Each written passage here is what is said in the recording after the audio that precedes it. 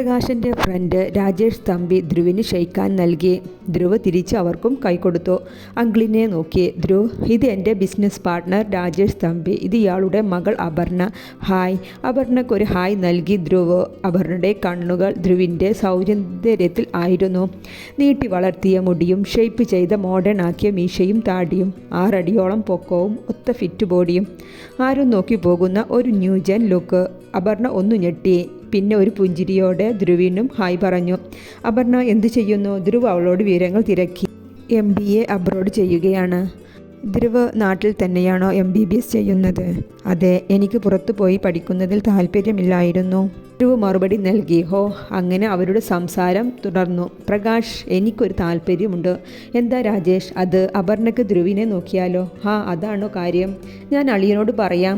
അല്ലെങ്കിൽ താൻ ധ്രുവിനോട് നേരിട്ട് ചോദിക്ക്. കുട്ടികളുടെ ഇഷ്ടത്തിൽ പെങ്ങൾക്കും അളിയൻക്കും എതിർ അഭിപ്രായം ഉണ്ടാവില്ല. പ്രകാശ് രാജേഷിനെയും കൂട്ടി ധ്രുവിൻ്റെയും അപർണയുടെയും അടുത്തേക്ക് നടന്നു. എന്താ, രണ്ടാളും പരിചയപ്പെട്ടോ? മുഖവിര എന്നോണം രാജേഷ് ചോദിച്ചു. അങ്കിൾ, പരിചയപ്പെട്ടു വരികയായിരുന്നു. എന്നാൽ ഞങ്ങൾക്കൊരു താല്പര്യം. രാജേഷ് പ്രകാശിനെ നോക്കി. അത് ധ്രുവ്, രാജേഷിന് അപർണയെ നിനക്ക് വിവാഹം കഴിച്ചു തരാൻ താല്പര്യമുണ്ടെന്ന്. ഇത് കേട്ടതും അപർണയുടെ മുഖം ചുവന്നു തൊടുത്തു. ധ്രുവ് ഒന്ന് ഞെട്ടി. പിന്നെ പുഞ്ചിരിച്ചുകൊണ്ട് പറഞ്ഞു, അങ്കിൾ, ഞങ്ങൾ ഫ്രണ്ട്സ് ആയതേയുള്ളൂ. ഞങ്ങളുടെ സ്റ്റഡി കഴിഞ്ഞിട്ട് ചിന്തിക്കാം, അല്ലേ അപർണ? അവൾ പുഞ്ചിരിച്ചുകൊണ്ട് തലയാട്ടി. രജനിയുടെ ഒരേ ഒരു സഹോദരനാണ് പ്രകാശ്. സഹോദരനെ പെങ്ങൾ എന്ന് വെച്ചാൽ ജീവനാണ്. പ്രകാശിൻ്റെ ഭാര്യ സുമതി നല്ലൊരു വീട്ടമ്മയാണ്. ഇവരുടെ ഒരു മകളാണ് പാർവതി എന്ന പാറു. രജനിയുടെ തറവാട് പാലക്കാടാണ്. അവിടെയാണ് പ്രകാശും കുടുംബവും. ചെറുപ്പത്തിൽ തന്നെ ഉറപ്പിച്ചതാണ് ഗൗതമിൻ്റെയും പാർവതിയുടെയും വിവാഹം. ഗൗതം അച്ഛനെ പോലെ ഫേമസ് അഡ്വക്കേറ്റാണ്. സത്യത്തിൽ നിന്ന് അല്പം പോലും വ്യതിചലിക്കാത്ത അച്ഛൻ്റെ മകൻ. ഇവിടെ നാത്തൂന്മാരൊന്നുമില്ല കേട്ടോ ഏട്ടത്തിയെ മുറിയിലാക്കാൻ. റിസപ്ഷൻ എല്ലാം കഴിഞ്ഞ് വീട്ടിലെത്തിയതാണ് എല്ലാവരും. രജനിക്ക് അല്ലറ ചില്ലറ ഹെൽത്ത് പ്രോബ്ലംസ് ഉണ്ട്. ആൾ ക്ഷീരം കാരണം വേഗം ഒരു ഗ്ലാസ് പാലും നൽകി പാറുവിനെ മുകളിലേക്ക് അയച്ചതാണ്. സ്റ്റെപ്പ് കയറി ഗൗതമിൻ്റെ റൂമിൻ്റെ അടുത്ത് അല്പം മടിയോടെ നിൽക്കുന്ന ഏട്ടത്തിയെ കണ്ട് ധ്രുവ് വിളിച്ചു പറഞ്ഞു. എൻ്റെ പെണ്ണിനെ ഞാൻ തന്നെ മുറിയിൽ കയറ്റിക്കൊള്ളാം എന്നും പറഞ്ഞ് ഗൗതം പാറുവിനെ ചേർത്ത് പിടിച്ച് റൂമിലേക്ക് കയറ്റി വാതിൽ അടച്ചു. കല്യാണം കഴിഞ്ഞ പിറ്റേ ദിവസം ധ്രുവ് ജോഗിങ് കഴിഞ്ഞ് സിറ്റൗട്ടിൽ ഇരിക്കുമ്പോഴാണ് ഏട്ടത്തി പാറു ചായയുമായി വരുന്നത്. ഏട്ടത്തി ഇത്രയും നേരത്തെ അടുക്കളയിൽ കയറിയോ?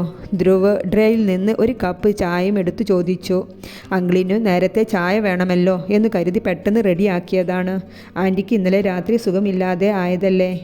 ലേഖ ചേച്ചി ഇന്ന് വരാൻ വൈകുമെന്നും പറഞ്ഞിരുന്നു. ഇന്ന് ബ്രേക്ക്ഫാസ്റ്റിന് എന്താ വേണ്ടത് അങ്കിൾ? ഏട്ടത്തി ബ്രേക്ക്ഫാസ്റ്റിനുള്ളത് നമുക്ക് ഇന്ന് ഓർഡർ ചെയ്യാം. ഏട്ടത്തി ഇവിടെ ഇരിക്ക്. ധ്രുവ് പാറുവിൻ്റെ കൈയും പിടിച്ച് അടുത്തുള്ള കസേരയിലേക്ക് ഇരുത്തി. അല്ല, ഏട്ടൻ എവിടെ?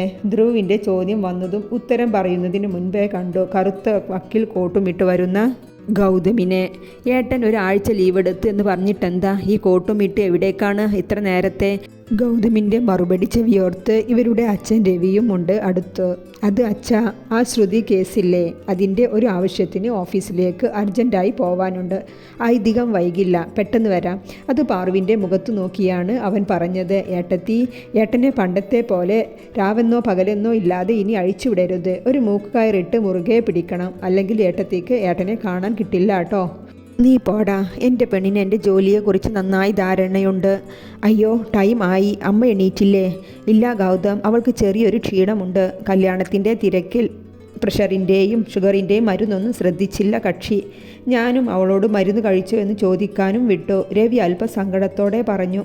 നമ്മുടെ വീട്ടിൽ ഇനി ഒരു ന്യൂട്രീഷൻ ഉണ്ടല്ലോ. ഇനി അമ്മയുടെ മുതൽ എല്ലാവരുടെയും ഡയറ്റ് ഏട്ടത്തി നോക്കിക്കൊള്ളും. പാറു ഒന്ന് പുഞ്ചിരിച്ചു. ഗൗതം കാറുമായി പോയതും രവി ഒരു ദീർഘനിശ്വാസം വിട്ടു അകത്തേക്ക് നടന്നു. കാർത്തി, നീ വലിയവനായി, കല്യാണം കഴിച്ചു, ഒരു കുഞ്ഞുമുണ്ട്, നിനക്കൊരു കുടുംബവുമായി. പക്ഷേ കാർത്തു ചെറുതാണ്. ഇതുവരെ എൻ്റെ കുഞ്ഞിന് അമ്മ ഒപ്പം ഉണ്ടായിരുന്നു. ഇപ്പോൾ തനിച്ചാണ്. അച്ഛൻ്റെ സ്നേഹമോ ലാളനയോ കിട്ടാത്ത കുഞ്ഞ്. നീ വേണം ഇനി മോളെ നോക്കാൻ. എപ്പോഴും വിവരങ്ങൾ അന്വേഷിക്കണം, സംസാരിച്ചിരിക്കണം, ഒറ്റപ്പെടുത്തരുത്. സാവിത്രി പറഞ്ഞുകൊണ്ട് കാർത്തികിൻ്റെയും പ്രിയയുടെയും മുഖത്തേക്ക് നോക്കി. നിങ്ങളുടെ അച്ഛൻക്ക് ഞങ്ങളുടെ വീട്ടുകാരെ ഇഷ്ടമില്ല. രാധു ഞങ്ങൾക്ക് ഫോൺ ചെയ്യാൻ പോലും അനുവാദമില്ലായിരുന്നു. അവളെ വന്നു കാണണമെന്ന് വെച്ചാൽ അതിനും സമ്മതിക്കില്ല. വായിൽ തോന്നിയതെല്ലാം പറഞ്ഞ് ഞങ്ങളുടെ ദാരിദ്ര്യത്തെ പരിഹസിക്കും. വലിയ വീട്ടിലെ കല്യാണക്കാര്യം വന്നപ്പോൾ ഞങ്ങളുടെ കഷ്ടപ്പാടിൽ നിന്ന് അവളെങ്കിലും രക്ഷപ്പെടട്ടെ എന്ന് കരുതി. എൻ്റെ കുഞ്ഞിന് അല്പായുസായല്ലോ ദൈവമേ. സാവിത്രി പൊട്ടിക്കരയുകയാണ്. പ്രിയ അവരെ സമാധാനിപ്പിക്കുന്നുണ്ട്. മോനെ കാർത്തി, അമ്മയ്ക്ക് എന്ത് അസുഖമായിരുന്നു തല ചുറ്റി വീഴാൻ? അത് വല്യമ്മ. കാർത്തികിന് എന്ത് പറയണമെന്നറിയാതെ പ്രിയയുടെ മുഖത്തേക്ക് നോക്കി.